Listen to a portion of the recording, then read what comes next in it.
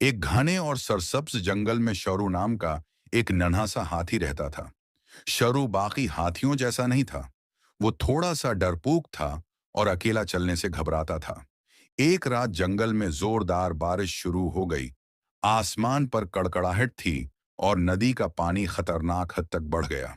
उसी हड़बोंग में शरु अपने झंड से बछड़ गया। डर के मारे वो एक पुराने बरगद के दरख्त के नीचे दबक कर बैठ गया। उसका जिस्म कांप रहा था और आंखों में खूफ साफ नजर आ रहा था।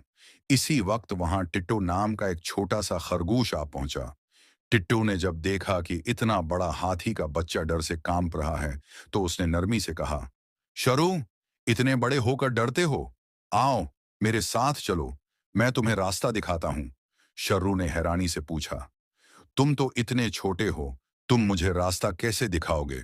टिट्टू मुस्कुराकर बोला, रास्ता कदमों से नहीं, हौसले से तय होता है। दोनों एक साथ सफर पर निकल पड़े। रास्ते में एक जगह बहुत ज्यादा कीचड़ था। टिट्टू के फिसलने का खतरा था, तो शरू ने फौरन अपनी सौंड से टिट्टू को उठाकर अपनी पीठ पर बैठा लिया। जब भी शरू को डर महसूस होता, टिट्टू उसके कान में कोई मजाहिया बात कह देता और शरू मुस्कुरा देता। अगली सुबह सूरज निकला तो जंगल में रोशनी फैल गई। शर्रू ने दूर से अपने झंड की आवाज सुनी और खुशी से झूम उठा। जाने से पहले उसने टिट्टू का दिल से शुक्रिया अदा किया।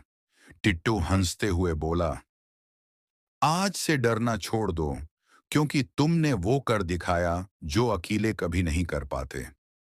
दोस्ती में कोई छोटा या बड़ा नहीं होता। मुश्किल वक्त में हौसला ही असल ताकत होता है।